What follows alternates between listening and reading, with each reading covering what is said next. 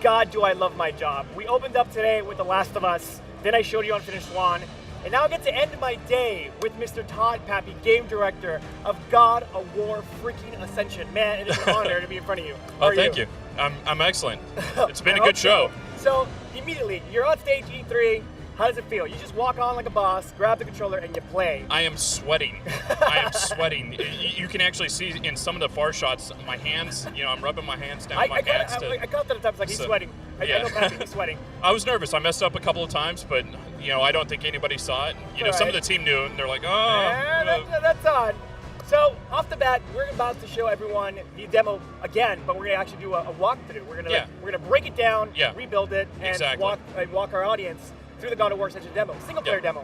First off, I want to show off the fact of the new Kratos model. Talk about the new Kratos model, facial animation. So Patrick Murphy, our lead character artist, completely rebuilt him from head to toe. So whole new garb, whole new blades, and then actually just whole new model and normal maps, so on and so forth. So we, again, with God of War 3, we're getting a new engine. We're kind of learning how to dance with it. Now we're mastering it, and we're actually showing it off. So, and then from here, this is the model you're seeing in game. This is the model you're seeing in cutscenes. Yeah, I was gonna say, like the camera's just really close in right now. Yeah. So the moment he starts the demo, the camera's gonna pull back, and it's the exact same model. Exact same model. See, that's impressive. We don't switch out the character at all. No smoke and mirrors.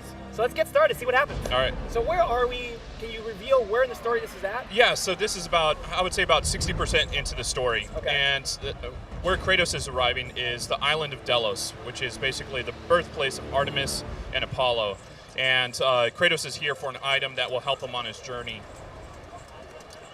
But there's this whole big statue that was built in the honor of Apollo. Right on. Now, what did that guy do? He died. He got stabbed in the back. Now, talk about this new. So this is actually our satyr captain. So he's basically making AI to these grunts or these small satyrs. And then so here, when it comes to game design, attack him first, take out the leader, and they all go out. Okay. So here, the whole idea behind it is this is our sub weapon. So we've got multiple sub weapons that you can pick up and use, but basically it's easy for us to interswitch between that and blades. And what we've done is we've actually moved the R1 or the circle, the grab button. We moved that to R1, and then now we've got the sub weapons on circle. Cool. Now looks like there's some new prompts, some new icons that are popping out the website. God of War 3. So those are our halos. We didn't want to put an R1 up there. Okay. So, but there's different states. Like there's a stun state, and then there's a kill state. Cool. But if Jeff actually tethers into this guy, so tether red. So yeah. I'm assuming that's a kill state. That's a kill state. But Jeff can tether into him, and then he can swing at him, and he can also make the character drop their sword. Now Jeff can throw it, weaponize this guy, which is grabbing him, swinging him around, so if other AI around there, then it knocks him out. And then, there we go. Chop the head off. Nice. Now, how fun is it for your animators to animate a death like that? Oh, I think they have a great time. Now, are your animators very upset? Are they rageful like Kratos, or are they just very sweet? No, actually, most of them are so peaceful and so unassuming. Like, you wouldn't expect that. That's what they do in their life. Which would explain why they make such great animations, because they're always sitting there quietly plotting. Exactly.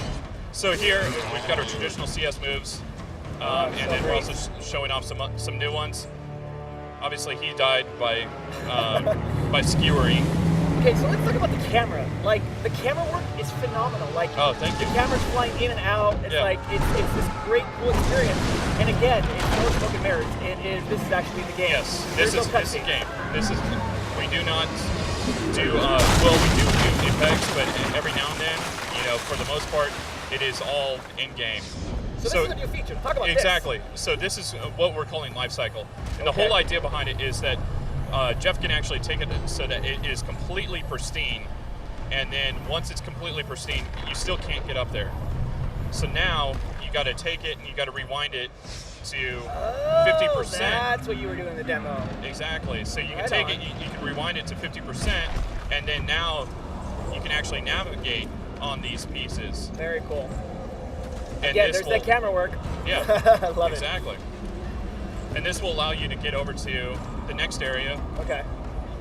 And so this is an example of an extremely light puzzle with life cycle. Got it. Now we've got much more complicated stuff in there, but we wanted to be able to show off in the demo in a very, very quick nutshell what the life cycle does and what's special to our game about it.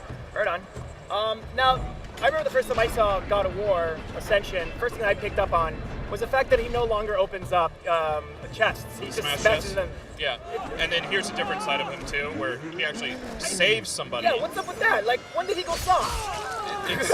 It's more, he was soft and then he went hard. Okay. Really so cool. Here's another sub-weapon. Nice. And then it's...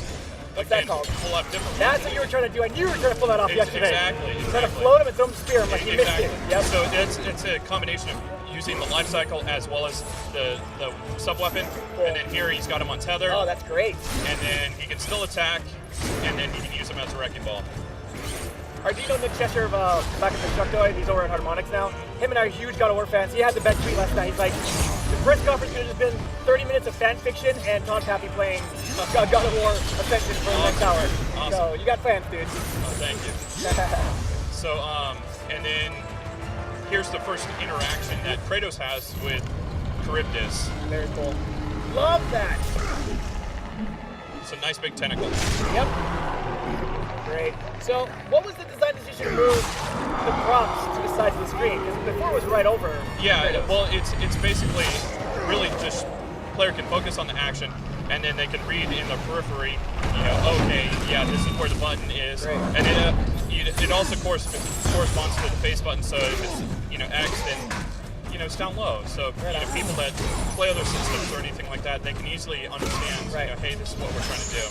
So, Jeff actually did something where he kicked him, and so this is kind of our bare-handed sub-weapon. Okay. So, you can punch, you can kick, and... now, it looks like he's got some new moves. Has the controls changed at all? The controls have changed a little bit, but okay. it's not going to be one of those things where within the first 5 minutes, you'll understand exactly what we've done and how we've done it. So something I've also noticed is the fact that now Kratos has these really neat slow motion moments. Like, the camera pulls in. Exactly. So, for example, this is a new mechanic that we're showing off, which is, we're calling it the Rage mechanic. In the past, we've had kind of the Rage of Gods or the Rage of Titans. Right. And this is something that's built up over 15 to 20 fights. This is something that you can get every single fight. If you parry, if you evade at the last moment, if you fight well. And so we want to reward players for actually fighting like Kratos versus dinking and dunking kind of thing. I got it. See, that was great. That was the fact that you used the camera to pull back to give the gamer the indicator that this is the way you're supposed to go. Right. It's pretty cool. Yeah. In the past with climb walls, we've always kind of put ladders there or broken ladders. Why here? Now you just kind of pull that camera back and say, you're supposed to go this way. So who's this guy? This guy was awesome. This is our, what we call Elephantar in-house. So basically, this is our new Minotaur. This is, we wanted to go a little bit with a little bit of a Persian theme. So we've kind of shown off the Persian tile set with the multiplayer, but we wanted to show off this guy and show off some of our new mechanics. So there's animation. So this is our one of our new magics, and so Kratos is peacocking. So we wanted to get a lot more cinematic, a lot more flair to it. Oh yeah. In the past, it's been kind of always pulled back. Now, one thing I've noticed that we were joking about is color. Yeah. This is a very colorful God of War. Yeah. Talk about that. Well, and that was a conscious decision, but between Chris Sutton and myself. He's our art director, and so it was one of those things where we know the game looks phenomenal. We've won awards for it and everything. Now, thank you. We wanted to infuse some of the color back into it, and I completely understand.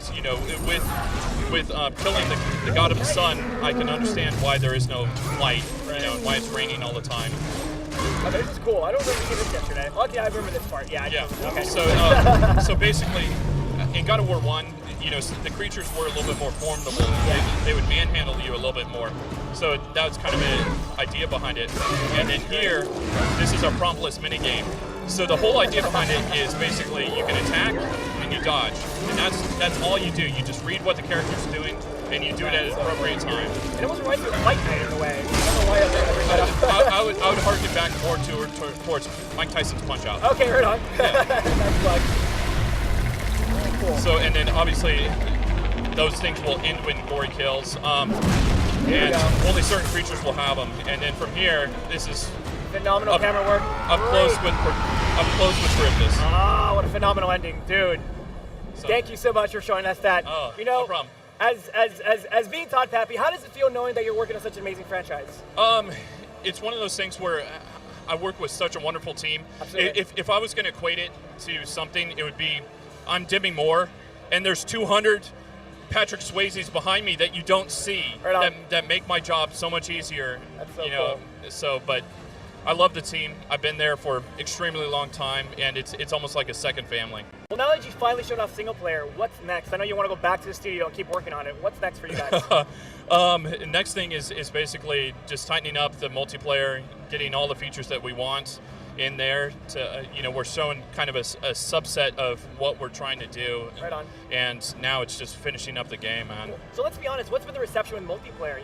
Has it been positive, negatives? Are people still trying to figure out what multiplayer is with God of War? I think now that people are getting their hands on it, they're understanding, what it is and what we're going for. So, I want to make sure that it feels, it feels special. It feels like God of War, and I think, since people can play it now.